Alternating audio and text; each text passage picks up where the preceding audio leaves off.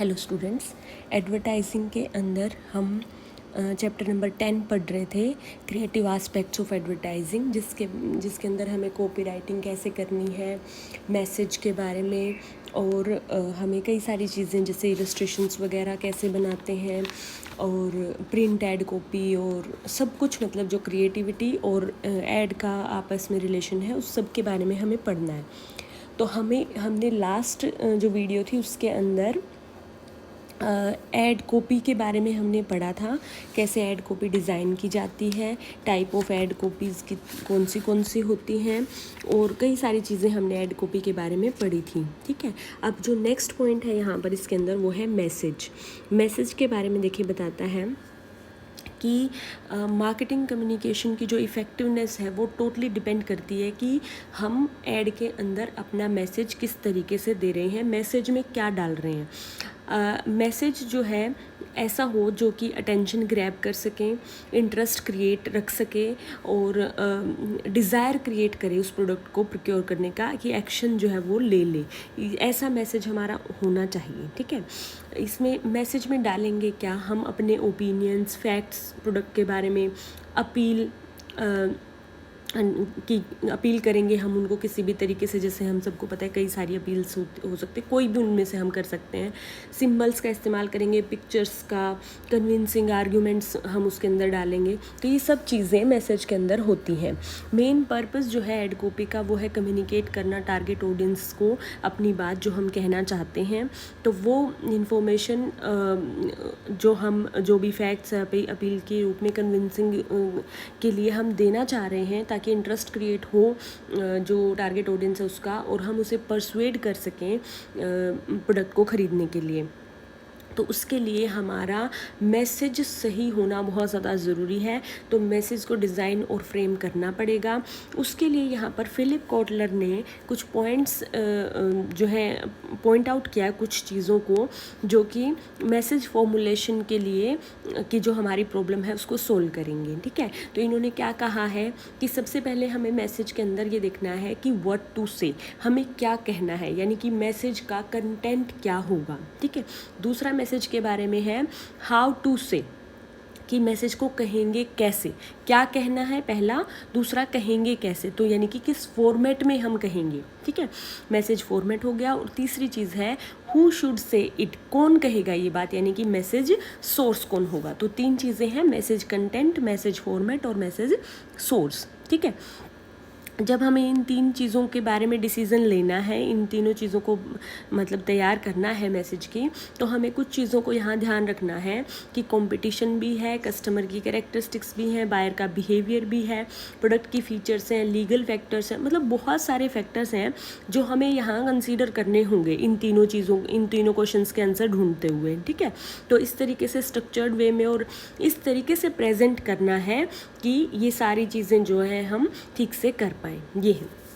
इसके अलावा यहाँ पर कहता है जब हम मैसेज डिज़ाइन करते हैं, जब हम ये कंटेंट और ये फॉर्मेट और सोर्स डिसाइड कर रहे हैं, उस वक्त हमें इनको कुछ क्वेश्चंस दिए, इन क्वेश्चंस के आंसर ढूंढने पड़ेंगे। अगर हम इन क्वेश्चंस के आंसर ढूंढ लेंगे तो ये तीनों चीज़ें हमारी ठीक से हो जाएंगी। क्या है वो इन तीनों के लिए क्वेश्चंस क्या क्या हैं वो। पहला है कि हमें पता लगाना है कि कैरेक्टरिस्टिक्स हमारे टारगेट ऑडियंस की क्या है, क्या एजुकेशन लेवल है, क्या एज है, क्या इंटरेस्ट है उनके, क्या एक्सपीरियंसेस है उनके, टेस्ट कैसा है, ऑक्यूपेशंस क्या है उनके, ये पता लगाना है। First question, what are the characteristics of our target customer. ठीक है, सेकंड है ऑब्जेक्टिव क्या है हमारे मार्केटिंग कम्युनिकेशन का, कम्युनिकेशन कर क्यों रहे हैं, हमें ऑब्जेक्टिव पता होना चाहिए। ठीक है, इसके बाद आता है प्रोडक्ट की बेसिक कैरेक्टरिस्टिक्स क्या हैं। मैसेज डिज़ाइन करने से पहले बेसिक कैरेक्टरिस्टिक तो पता होनी चाहिए ना प्रोडक्ट की, क्योंकि वही तो बताओगे आप मैसेज में। ये है। इसके बाद आता है हमारे कंपटीटर्स कैसा मैसेज डिज़ाइन कर रहे हैं, मतलब आप तो एक ही ब्रांड बेच रहे हो ना, वो प्रोडक्ट तो कोई और भी बेच रहा होगा, तो इसलिए क्या है कि कंपटीटर्स जो है वो उन्होंने कैसा मैसेज डिज़ाइन किया है। एक पॉइंट ये है कि प्रोडक्ट जो है किस ओकेजन पर यूज़ किया जाता है, ये हमें पता होना चाहिए। और लास्ट यहाँ पर है कि टारगेट ऑडियंस जो है वो कैसे परसीव करे प्रोडक्ट को, ब्रांड को या इंस्टीट्यूशन को, ये क्वेश्चन है। तो ये इन क्वेश्चंस के आंसर अगर हम ढूंढ लेंगे ना, तो ये सारी चीज़ें मैसेज कंटेंट, फॉर्मेट और सोर्स हमारा सही बन जाएगा सब, ठीक है। तो ये है, अब हम इनको थोड़ा सा अच्छे से पढ़ेंगे। मैसेज कंटेंट क्या होता है कि जो हम कम्युनिकेट करना चाह रहे हैं, जो एडवर्टाइज़र कम्युनिकेट करना चाह रहा है, वो एड कॉपी के थ्रू वो जो है मैसेज कंटेंट होगा। तो उसके अंदर हम क्या बताएंगे कि जो प्रोडक्ट की हाई क्वालिटी के बारे में हो सकता है बताएं, लो प्राइस के बारे में हो सकता है बताएं, कि आफ्टर सेल सर्विस हम ये दे रहे हैं, ड्यूरेबल है प्रोडक्ट, अच्छी परफॉर्मेंस है हमारे प्रोडक्ट की, जो मेन बेनिफिट्स है प्रोडक्ट के, कैसे वो सुपीरियर है अदर ब्रांड्स से, कुछ एक्सचेंज ऑफर अगर दे रहे हो आप, कुछ डिस्काउंट ऑफ़र दे रहे हो, फेस्टिवल ऑफ़र दे रहे हो कुछ, तो ये सारी चीज़ें मतलब आप मैसेज कंटेंट के अंदर डालोगे। ये चीज़ें मतलब हम डाल सकते हैं, ठीक है, ये है। इसके अलावा फिर हम ये डालेंगे कैसे, हम कुछ अपील भी कर सकते हैं, जैसे कि सेफ़ है आपके लिए, सिक्योर रहेंगे आप अगर ये चीज़ खरीदेंगे, ये अचीवमेंट वाली फीलिंग, सेटिस्फेक्शन वाली फीलिंग, ये सब चीज़ें हम मैसेज कंटेंट के अंदर डाल सकते हैं, ठीक है। इसके अलावा नेक्स्ट आता है हमारा मैसेज फॉर्मेट या layout of ad copy. Message format क्या है कि आप किस वे में प्रेजेंट करोगे। तो मैसेज है, अब मैसेज को किस वे में प्रेजेंट करेंगे, तो मैसेज फॉर्मेट जो है वो अलग अलग होता है। प्रिंट मीडिया में जब आप ऐड देते हो उसके लिए, और जब आप ब्रॉडकास्ट मीडिया में ऐड देते हो उसके लिए। जैसे हमने पहले भी पढ़ा था ये कि प्रिंट मीडिया में अगर हम देते हैं ऐड, तो उसके अंदर आप हेडलाइन, सब headlines, illustrations, slogans, text body, blobs, boxes, panels, identification marks, closing idea, ये सब यूज़ करते हैं। अगर आप ब्रॉडकास्ट मीडिया में दे रहे हो तो भी वहाँ पर रेडियो में हो जाएगा और टीवी पे। तो रेडियो में आप ऑडियो और म्यूज़िक जो है इसका इस्तेमाल करके आप ऐड देते हो, और टीवी पर जो है ऑडियो विजुअल आपका मैसेज होता है। तो फॉर्मेट यहाँ पर हमें चूज़ करना होगा। तो आपके प्रोडक्ट के हिसाब से आपको चूज़ करना चाहिए, और मैसेज फॉर्मेट जो है हमारा सिंपल होना चाहिए, लॉजिकल और अट्रैक्टिव होना चाहिए, ताकि हम अपनी बात सही तरीके से जो टारगेट ऑडियंस है उस तक पहुँचा सकें, ठीक है। इसके बाद है मैसेज सोर्स। ये वो पर्सन है जो हमारी बात जो कम्युनिकेट करेगा एक्चुअल में हमारे मैसेज को टारगेट ऑडियंस तक, ठीक है। तो ये ब्रांड एम्बेसडर जैसे हो जाते हैं, वो हमारे सोर्स पर्सन ही होते हैं। तो ये कोई आप अट्रैक्टिव या पॉपुलर पर्सन को एज ए सोर्स ले सकते हो, या फिर हो सकता है कि आप किसी कॉमनर को भी ले सकते हो। तो जैसे जो पॉपुलर की अगर हम बात करें तो फिल्म स्टार्स हैं, स्पोर्ट्स पर्सन्स हैं, टॉप के जो मॉडल्स हैं, किसी ब्यूटी कॉन्टेस्ट के विनर हैं, ये सब हो सकते हैं। जैसे फार्मास्यूटिकल प्रोडक्ट अगर हैं तो इनके कंपैरिजन में डॉक्टर्स वगैरह जो है, प्रोफेशनल्स की को भी आप ले सकते हो। तो डॉक्टर्स हैं जैसे, उनके मैसेजेस ज़्यादा क्रेडिबल होते हैं, तो ये है। इसके अलावा कुछ अगर फूड आइटम की बात है तो डाइटिशियन को आप ले सकते हैं। तो वही सब ये जो है मैसेज सोर्स हैं, ठीक है। इसके बाद आता है एडवर्टाइजिंग अपील्स। ये नेक्स्ट पॉइंट है इसके अंदर, जो हमने मैसेज पढ़ा उस मैसेज कंप्लीट हो जाता है यहाँ पर। मैसेज के बाद आता है एडवर्टाइजिंग अपील्स और एडवर्टाइजिंग थीम्स। अपील्स क्या होती हैं कि हम किस तरीके से अपनी बात टारगेट ऑडियंस तक पहुँचाएं, हाँ, जिससे कि उनकी अटेंशन हम ग्रैब कर पाएँ और उन्हें इन्फ्लुएंस कर पाएँ कि वो हमारा प्रोडक्ट खरीदें, ठीक है। तो एड अपील जो है कई तरह की हो सकती हैं। जो फर्स्ट है रैशनल अपील है। रैशनल अपील जो है इसमें प्रोडक्ट की क्वालिटी, कि हमारे प्रोडक्ट की क्वालिटी अच्छी है, डिपेंडेबल है हमारा प्रोडक्ट, ड्यूरेबल है, इकोनॉमिक वैल्यू दे रहा है, परफॉर्मेंस बहुत अच्छी है, रीसेल वैल्यू बहुत अच्छी है, सुपीरियर है हमारा प्रोडक्ट दूसरे प्रोडक्ट से।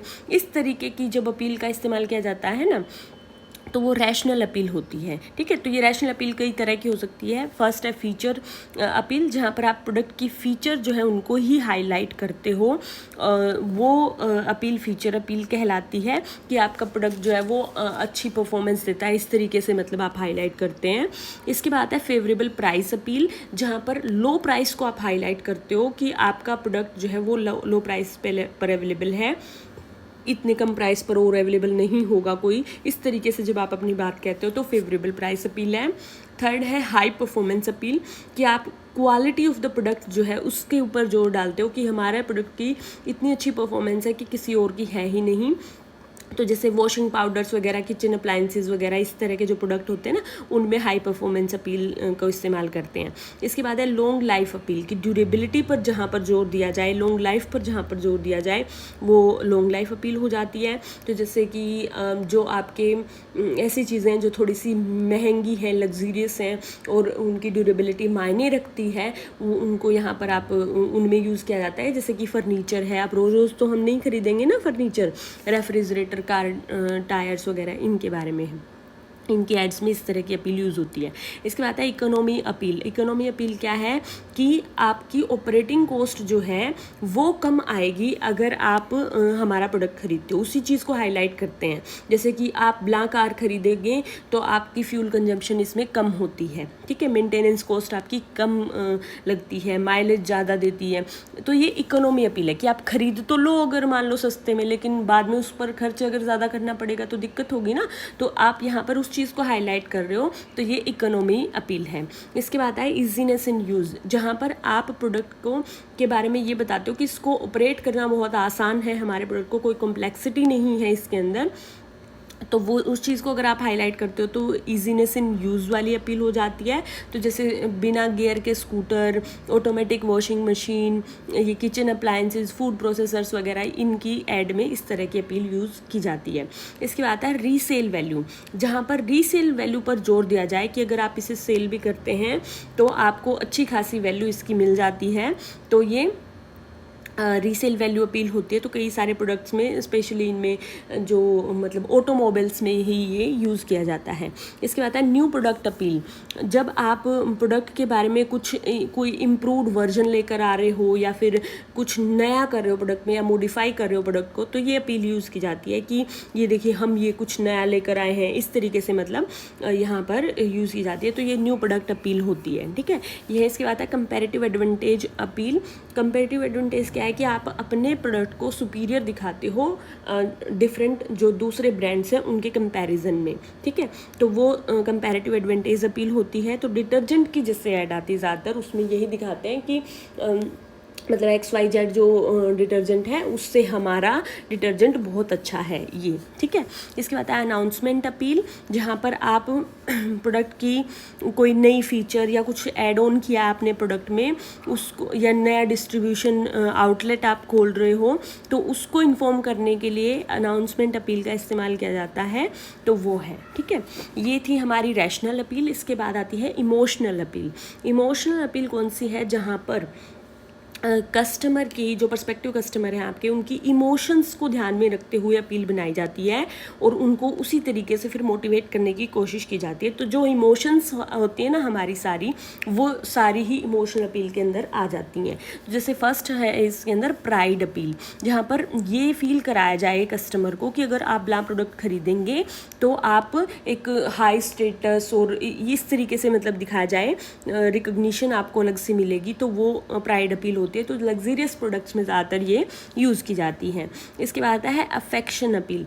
अफेक्शन अपील क्या है कि जहाँ पर अपील जो की जाती है वो लव अफेक्शन जो है वो मेन थीम जहाँ पर आप रख देते हो एडवर्टीज़मेंट का, उसमें ये अफेक्शन अपील होती है। तो जैसे बच्चों के जो प्रोडक्ट्स होते हैं उसमें मदर और जो चाइल्ड है उसका एक लव दिखाया जाता है, कई बार अफेक्शन अपील यूज़ की जाती है, ये है। इसके बाद है कंफर्ट अपील, जहाँ पर आप हैप्पीनेस, जॉय, प्लेजर, कंफर्ट को मतलब इम्पोर्टेंस देते हो, जहाँ वहाँ कंफर्ट अपील जो है यूज़ की जाती है। जैसे air conditioner, coolers, cars, automatic washing machines, इनमें जो है क्योंकि सब में कंफर्ट होता है तो इसलिए ये वाली अपील यूज़ होती है, ठीक है। ये है। इसके बाद आता है फियर अपील।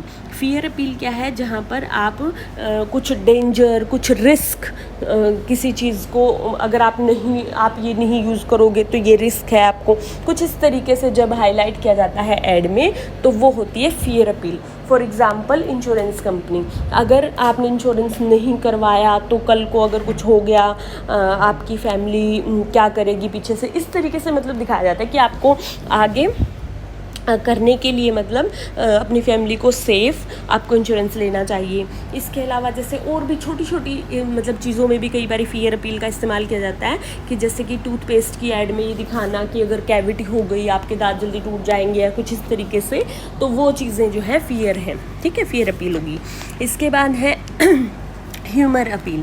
ह्यूमर अपील क्या है कि जहाँ पर एक ह्यूमरस कैरेक्टर्स का यूज़ किया जाए, कि कोई ह्यूमरस स्टोरी लेकर आए जाए या कोई ह्यूमरस आइडिया का इस्तेमाल किया जाए, तो वो यहाँ पर ह्यूमर अपील होती है। कई सारी एड्स में किया जाता है ये, जैसे कि एड अब जैसे वो एक टॉफ़ी की ऐड आती थी, क्या थी वो, कि दोबारा मत पूछना, वो ऐड आती थी उसकी, मेंटोस की थी शायद, कुछ इस टाइप की टॉफ़ी की ऐड आती थी, वो काफ़ी ज़्यादा फ़नी लगती थी। तो वो है फेविकोल की एक एड्स बहुत ज़्यादा फ़नी आती हैं, कई बार वो ह्यूमरस अपील का यूज़ करते हैं उसके अंदर, तो वो ह्यूमरस अपील है। इसके बाद है सेफ्टी अपील, जहाँ पर जो है आपको सेफ़ फील कराया जाए, एडवर्टाइज़र का प्रोडक्ट आप यूज़ करोगे तो आप सेफ़ रहोगे, तो वो फील करवाया जाए जहाँ पर, तो वो सेफ्टी अपील होती है। तो जैसे कि होम अप्लायंसेस के लिए या हेलमेट वगैरह की ऐड जो आती हैं, वो सेफ्टी अपील के साथ आती हैं। इसके बाद है सेक्स अपील, जहाँ पर ये इस तरह की अपील्स जो है एडवर्टाइज़र्स काफ़ी ज़्यादा यूज़ कर रहे हैं, और इस मीडिया क्लटर जो है अट्रैक्टिव बनाने के लिए ये हो गया है। देख रहे हैं कि मीडिया में ज़्यादा एड्स सेक्स अपील के साथ आ रही हैं। क्यों है? क्योंकि ये आई कैचिंग होती है, यूथ जो है वो इन चीज़ों में ज़्यादा इन्वॉल्व रहता है, तो वो फिर इस तरह की एड्स उन्हें अट्रैक्ट करती हैं, ठीक है। तो जैसे परफ्यूम्स है, डीओ है, सिगरेट, टोबैको, इस तरह की जो एड्स आती थी पहले, उनमें ये अपील यूज़ की जाती है ज़्यादा, ठीक है। ये इसके बाद है प्रोडक्ट पॉपुलैरिटी अपील, कि आपको ये फील कराया जाए कि जो आप प्रोडक्ट खरीद रहे हो ना, वो बहुत ज़्यादा पॉपुलर प्रोडक्ट खरीद रहे हो, मतलब ये बहुत ही अच्छा होगा तभी सारी दुनिया इसको खरीद रही है, आपको यूँ फील होगा। तो प्रोडक्ट की पॉपुलैरिटी को जहाँ पर हाईलाइट किया जाता है, जैसे एक्टिवा स्कूटर है, उसके अंदर प्रोडक्ट की पॉपुलैरिटी को हाईलाइट किया जाता है, तो वो अपील प्रोडक्ट पॉपुलैरिटी अपील है, ठीक है। इसके बाद है कंबाइनिंग रैशनल इमोशन अपील, कि कई बार आप कॉम्बिनेशन में यूज़ करते हो दोनों अपील को, कि आप कोई इमोशन भी ले लेते हो और आप साथ में रैशनल तरीके से भी उसको बताते हो, तो दोनों अपील का भी कई बार इस्तेमाल किया जाता है, ये है। इसके बाद है मोरल अपील। मोरल अपील कौन सी होती है? जो मोरलिटी पर बेस्ड होती है, जैसे कि यहाँ पर स्पेशली आइडियाज़ की जो ऐड होती हैं, सोशल एडवर्टीजमेंट्स जो होती हैं, उनमें मोरल अपील का इस्तेमाल किया जाता है, कि आपको इन्वायरमेंट प्रोटेक्शन करने के लिए पेड़ लगाने चाहिए ज़्यादा, इस तरीके से। तो ये मोरल अपील है कि आपकी मोरल रिस्पॉन्सिबिलिटी बनती है ऐसा करना, ठीक है, ये है। इसके बाद आता है another classification of advertising appeals. ये तो 3 है ही, 4 लगा लो कॉम्बिनेशन वाली को मिलाकर। इसके अलावा भी कुछ क्लासिफिकेशन की हुई है एडवर्टाइजिंग अपील्स की। वो क्या है? Product oriented, consumer oriented appeals, ठीक है। तो प्रोडक्ट ओरिएंटेड अपील्स कौन सी होती हैं? जहाँ पर प्रोडक्ट की फ़ीचर्स को, प्रोडक्ट के लो प्राइस को, कंपैरेटिव एडवांटेज को, मतलब प्रोडक्ट को जहाँ पर स्पेशली ज़्यादा हाईलाइट किया जाए सारी चीज़ों को, वो प्रोडक्ट ओरिएंटेड अपील्स होती हैं। दूसरा जो यहाँ पर कंज्यूमर ओरिएंटेड अपील्स है, वो ये कि आप अगर स्पेशल आप कंज्यूमर हो, आप इसको यूज़ करोगे तो आपको क्या फ़ायदा होगा, जहाँ पर इस तरीके से मतलब अपील की जाती है, वो कंज्यूमर ओरिएंटेड अपील होती है। जैसे कंज्यूमर सेविंग अपील हो सकती है कि आप अगर ये यूज़ करोगे तो आप सेव करोगे, तो प्रोडक्ट की बात नहीं है, कि आपकी सेविंग की बात कर रहे हैं यहाँ पर, कि हम इतने लो प्राइस पर दे रहे हैं कि आप सेव करोगे। इसके अलावा कंज्यूमर सर्विस अपील की, अगर आप हम ये वाला प्रोडक्ट खरीदते हो तो यहाँ पर ये हाईलाइट करेंगे हम कि ये वाले बेनिफिट आपको मिलेंगे, गारंटी वारंटी वगैरह, आफ्टर सेल सर्विस, यहाँ पर इन चीज़ों को हाईलाइट किया जाता है। इसके बाद है कंज्यूमर स्टेटस अपील, कि ये अबला प्रोडक्ट अगर आप यूज़ कर रहे हो तो ये आपके लाइफस्टाइल को इम्प्रूव कर देगा, आपको एक प्राइड की फीलिंग आएगी, एक स्पेशल क्लास के आप पर्सन होगे, प्रीमियम ब्रांड्स जो होते हैं जैसे कि प्रोडक्ट्स के, वो ये इस तरह की अपील का इस्तेमाल करते हैं। इसके बाद फियर अपील है, कंज्यूमर फियर अपील, जहाँ पर एडवर्टाइज़र जो है वो सर्टेन फियर्स जो है कंज्यूमर के, उसको ओवरकम करता है हमारा प्रोडक्ट, इस तरीके से ऐड की जाती है। कंज्यूमर एटीट्यूड अपील है, ये जो है कंज्यूमर की जो आइडियोलॉजी है, कंज्यूमर के जो एटीट्यूड है, जो कंज्यूमर सोच रहा है, जो उसके अप्रोचेज़ हैं, जो उसका बिलीफ है, जो मतलब ट्रेडिशंस चले आ रहे हैं, जो उसके दिमाग पर बिल्कुल यूँ छपे हुए हैं कह सकते हो आप, उन चीज़ों को जब हाईलाइट, उन चीज़ों को मतलब आप लेकर और अपने प्रोडक्ट से जोड़कर बताते हो, तो वो एटीट्यूड अपील होती है। ठीक है, तो ये थी अपील्स। इसके बाद नेक्स्ट क्या है, consideration in selecting advertising theme और एडवर्टाइजिंग अपील। जब आप एक एडवर्टाइजिंग अपील को सिलेक्ट करते हो तो आपको क्या चीज़ें ध्यान में रखनी चाहिए, यानी कि कुछ पॉइंट्स बताता है यहाँ पर जो आपको याद रखने होंगे जब आप अपील सेलेक्ट कर रहे हो। कि पहली बात तो एड अपील जो है आपकी इस तरीके की होनी चाहिए जो बिलीवेबल हो, कन्विंस करे, इंटरेस्ट क्रिएट करे और अट्रैक्टिव हो। ठीक है, दूसरा सिंपल होनी चाहिए, बहुत ज़्यादा कॉम्प्लेक्स अगर आप उसको कर दोगे तो वो समझ में ही नहीं आएगी। ठीक है, इसके अलावा जो टारगेट ऑडियंस है उसकी कैरेक्टरिस्टिक से मैच करती होनी चाहिए अपील जो है। जैसे मिडिल क्लास पर्सन जो है वो क्या है कि लो प्राइस प्रोडक्ट्स को ज़्यादा उसके लिए, क्योंकि उतना ज़्यादा वो पे नहीं कर सकता ज़्यादा। अगर मान लो कि हम ये दिखाएं कि भाई ये आपका स्टेटस अप करेगा, लेकिन ये देखिए आप कितना लो प्राइस में है, इस तरीके से अगर आप बेचोगे तो वो कहीं ना कहीं उनकी कैरेक्टरिस्टिक से मैच होता है और सूट करेगा। ये है। इसके अलावा प्रोडक्ट की फीचर्स को बताए जो अपील, ऐसी अपील चूज़ करनी चाहिए। यूनिक की प्रोडक्ट कुछ हो रही है, आप अपील कुछ हो रही कर रहे हो, तो वो चीज़ नहीं होनी चाहिए।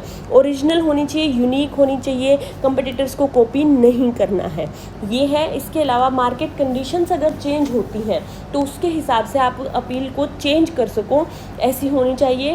और इसके अलावा अगर टारगेट ऑडियंस का एटीट्यूड या एक्शन उनका चेंज हो जाए कुछ, तो उसके हिसाब से ऐसी स्ट्रॉन्ग होनी चाहिए वो कि उसको उसका बिहेवियर, जो कस्टमर का बिहेवियर है उसको चेंज करने लायक हो। मतलब मैं सोच रही थी कुछ ख़रीदने के लिए, लेकिन ऐड देखकर मुझे ये हुआ कि भाई हाँ ये चीज़ तो मुझे ज़रूरी ख़रीद लेनी चाहिए। इस तरीके की अपील होनी चाहिए कि मेरे डिसीज़न को अफेक्ट कर दे वो। ठीक है, ये है। इसके बाद नेक्स्ट आता है